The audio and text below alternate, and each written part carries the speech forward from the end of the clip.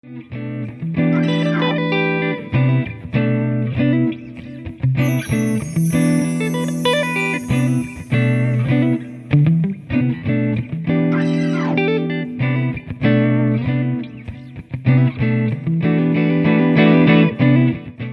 Steve Sisson, Director of Engineering and IT at Sheridan Media, and I'm here to welcome you to a virtual tour of the Sheridan Media Studios. Let's take a look around.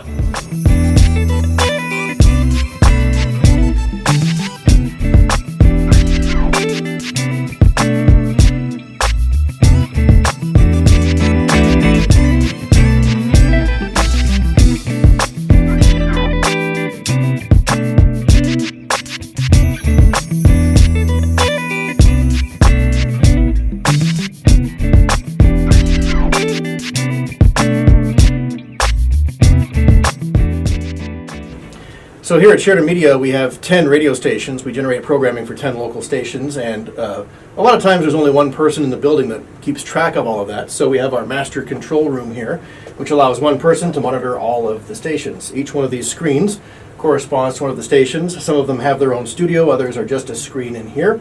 I'll quickly run through what each one of them is. This is Z94 FM, classic rock station. This one is News Talk 930 and 103.9 FM. It's a news talk station. This is Q104.9. It's current hits. Classic country, KWYO 1410 and 106.9 FM. This is Smart Talk 106.3. This one is Magic 102.3. Does adult contemporary. This one over here is KYTI 93.7, the Coyote country station. 95.9 The Edge, the New Rock. Fox Sports 87.7 FM and Oldies 105.9. This is also a room where one person can control everything with a single keyboard and mouse. They can move the mouse along to any one of these screens, and although there might be somebody in the studio and they might fight with them a little bit, most of the time you can get in there and control things without bothering anybody. So from one room, they can look on these screens, see if there's any problems with any stations, and fix them just by moving the mouse to that screen and taking care of the problem. And this room is also our main production studio. It has a 12-channel board, which is what most of our studios have. Most of our studios that do radio stations can also do production, and production is what we do for commercials and other recorded content that airs on our stations. And so this room is one of the rooms where we can do that in, and I'll show you a bit how that works. So each studio has a board mostly like this one. One has a slightly smaller board, but most of the others are the same as this one. Each one of these has 12 different inputs, and each of those inputs has 2 inputs. So it's a total of 24 different audio sources that we can bring into this board. That includes microphones, computers, CD players, any other type of audio source that we want to use. Turn the source on by pushing the button on, and then control the volume by sliding this up and down. And that's how the board works. So I'm going to turn this one on and bring it up, because that is our edit screen over here, where we do multi-track editing. And I'll show you kind of how some of the multi-track editing works. As you can see here, we have multiple audio files in this. Each one of these has a layer of sound. If I double-click one of them, it'll bring that sound up. So if I double-click this one here, it'll load that sound, and we can listen to it. Masks required and provided by KLF Clowns. Follow social distancing guidelines. KLF Clowns will abide by strict sanitation practices. So that's my little disclaimer at the end. I can go back to the multi-track view, and I can solo that track, and you can hear that that's where it fits into the mix here. Face masks required and provided by KLF Clowns. Follow social distancing guidelines. Other sounds we have in here include... This was a Halloween ad, so it's got scary sounds in it. We have more scary sounds here if I solo this track. And you have to have some music as well, so if I solo this track up here, this is music.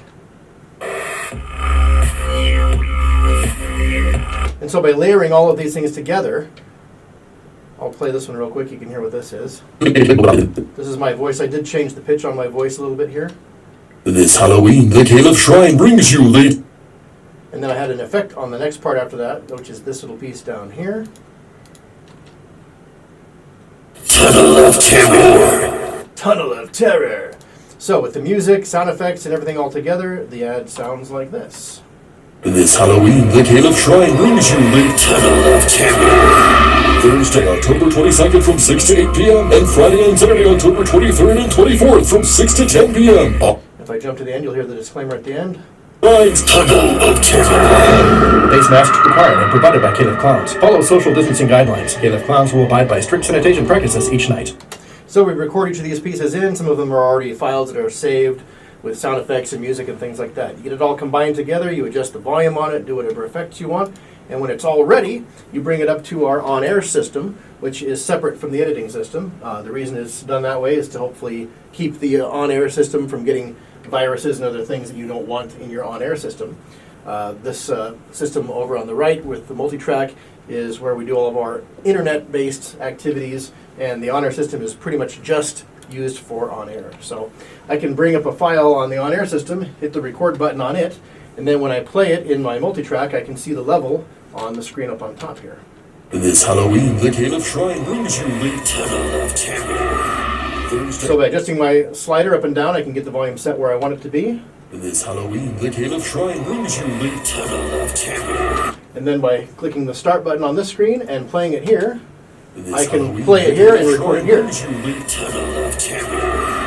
Thursday, October 22nd from 6 to 8 p.m. and Friday and Saturday, October 23rd and 24th from 6 to 10 p.m. All Once the ad is in this system, it automatically copies to all of the stations on the screens over to the side. So this is how we get stuff on the air. It's recorded in any one of these rooms, and then as soon as it goes to the on-air system, it automatically copies to all of the radio stations and is usually ready for playback within a few minutes of it being recorded.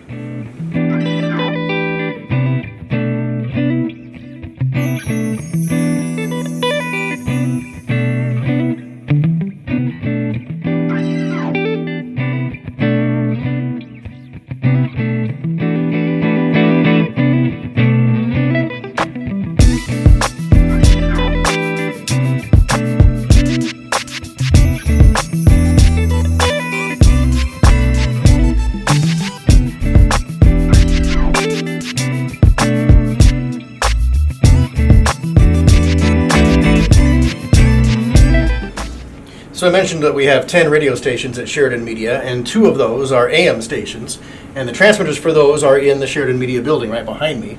KROE 930 AM and KWYO 1410 AM are both in this room. The main transmitters are in this room. They broadcast from the big red and white tower right outside the building. This same transmitter room also has backups for some of our FM stations. The backups for our AM stations are across town, so if we have a problem with the tower here or power in the building, we can run those transmitters without having power to these ones here.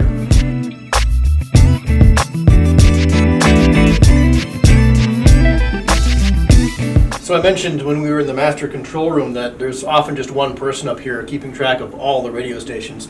And the way we can do that is a lot of the radio stations are automated. The station we're looking at right now is our News Talk flagship station, News Talk 930 KROE and 103.9 FM. It runs talk format for the entire day. The morning show is live. There are people actually in the studio here and adjacent studios doing shows on this station in the morning. But after Public Pulse is done at 9 o'clock, it goes to Rush Limbaugh, which is a nationally syndicated show.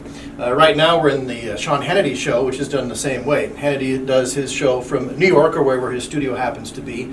It gets uplinked from there to a satellite. We have a satellite dish behind the building here that receives the audio from that uplink, and then it transmits it into our station here.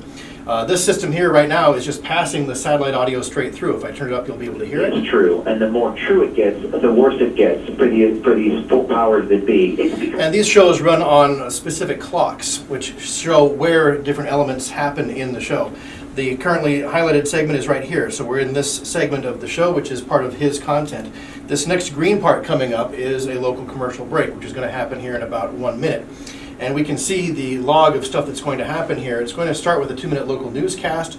After that, there will be a commercial break and a weather forecast. This here is just a zoomed-in view of that, so we can see what's playing here. When it goes into that segment, the clock will advance to the next section of the pie there, and it'll show what's currently playing. And we'll see. So the newscast is done, and we're just about finished with the rest of the local break here. It'll end with a weather forecast. I want to briefly mention how the weather forecasts are done. We have meteorologists that are technically on staff, but aren't actually people that work here. It's a third-party system that does the forecasts for us, and they kind of build those forecasts out of different phrases that the meteorologist will say. And you'll be able to hear that here. It actually sounds pretty natural the way it's done. And here's the local weather forecast. Here's a look at your SheridanMedia.com forecast. Mainly clear skies this afternoon with highs around 42. Winds out of the northwest around 5 miles per hour. So Paul is an actual guy, the guy doing the forecast here. But he didn't record this here, and he didn't actually record this exact thing. He recorded all the pieces of it, and they put it together based on what the forecast actually says. Tonight with another inch Sunday night. I'm meteorologist Paul Trombley. Currently, it's 42 degrees. And that forecast is updated every 5-10 minutes. It checks for a new one, so we always have the current temperature. There's a system in another room that downloads that and sends it to all of the studios, kind of like what we saw with our production studio. And then when this commercial is done, we'll be back into the Sean Hannity Show live. And so as this commercial ends, we'll see the clock will advance to the next segment here of his show. The system will then just stop and pass audio directly from the satellite out. It'll be done playing local stuff for a while. Now it's gone back to the network. It's now just sitting waiting for the next local break, and it's passing the satellite audio straight through onto the air.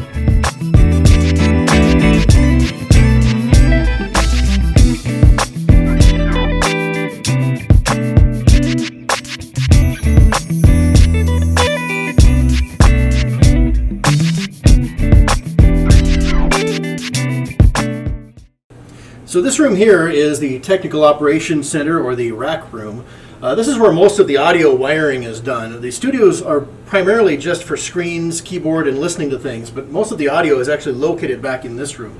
All of our on-air PCs, most of our edit machines are all back in this room, and it makes the wiring a lot easier. It also contains all the fan noise and the heat from all the equipment all in one area where we can have its own air conditioning and all the wiring can stay in one spot.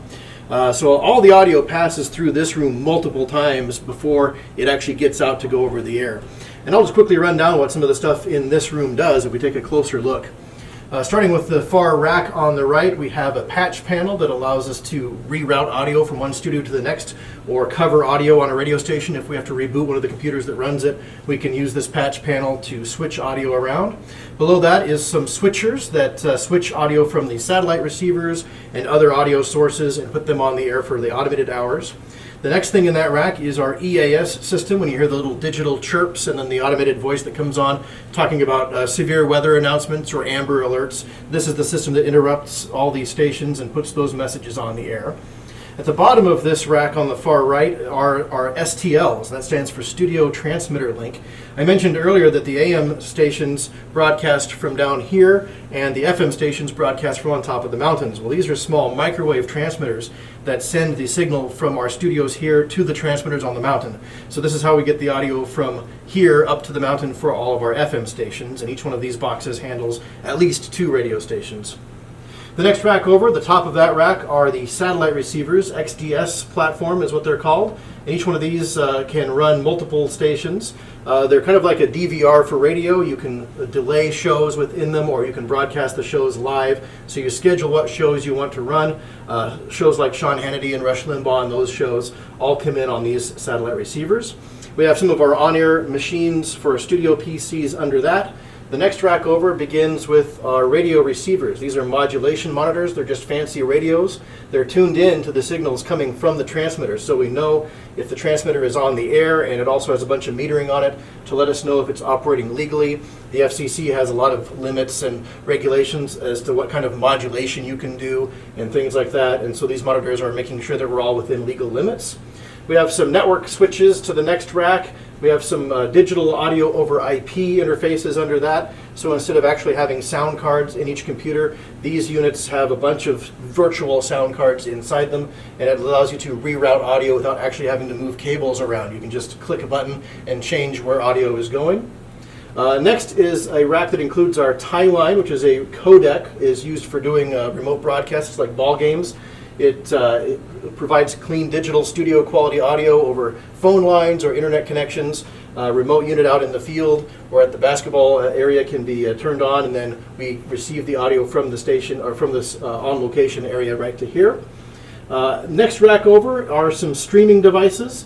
We have booster stations in Buffalo. Because of the way the terrain works, our FM sites don't reach into Buffalo. Buffalo is kind of in a valley, and where our transmitter site is, the mountain range actually shields Buffalo from those transmitters. And I mentioned earlier that FM is line of sight, so the mountain actually blocks the signal, and so we stream audio to a little booster site in Buffalo that fills in that hole.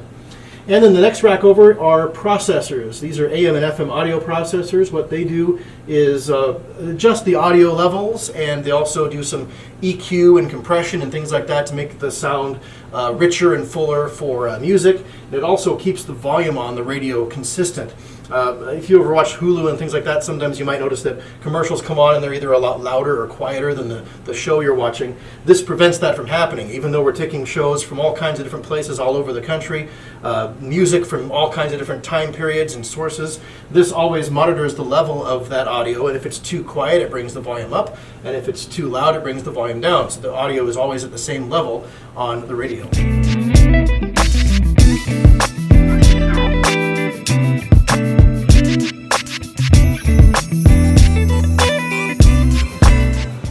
This is the 93.7, the Coyote studio, our country station. Similar to the talk station, it's an audio vault automation system. This one runs a little differently though, because this is a music station instead of the talk station. So on this screen we have commercials and music, where in the talk station there was a clock that showed where the satellite segments were. This is all just songs lined up one after the other. It's playing this song right here. This is the amount of time left in the song. It'll move on and play this one next, and it'll continue to do that until it reaches 3 o'clock. At which time it'll skip whatever songs are left in this hour. There's a bunch of extra songs programmed in case we come up short, or if the commercial break's not there or something, we can keep playing music instead. So any of these filler songs will get skipped and it'll move to the beginning of the next hour. And then it just goes through and plays everything in order for the entire rest of the day. The morning show in here is done live, and after the show is done, they just stick it in auto mode and let it just play through the log. The person that's on the air on this station is actually in a different town, in a different state. I don't even know where they are. They do what's called remote voice tracking. So Steve Brewer is the guy that's on in the afternoons here. He records the stuff he's going to say in his own studio. They upload it, and it comes down off of a server into our system here. And they can do local things for our stations, like talk about things that are happening in Sheridan. And whatever we want them to say, we tell them, hey, this is what's coming up. We give them some talking points, and then they announce the songs, and it sounds like there's somebody in the studio here, even though there usually isn't in the afternoons. Well, I think that about wraps it up for us. I appreciate you watching this tour, and thank you for listening to Sheridan Media radio stations, either on a radio near you or streaming at SheridanMedia.com.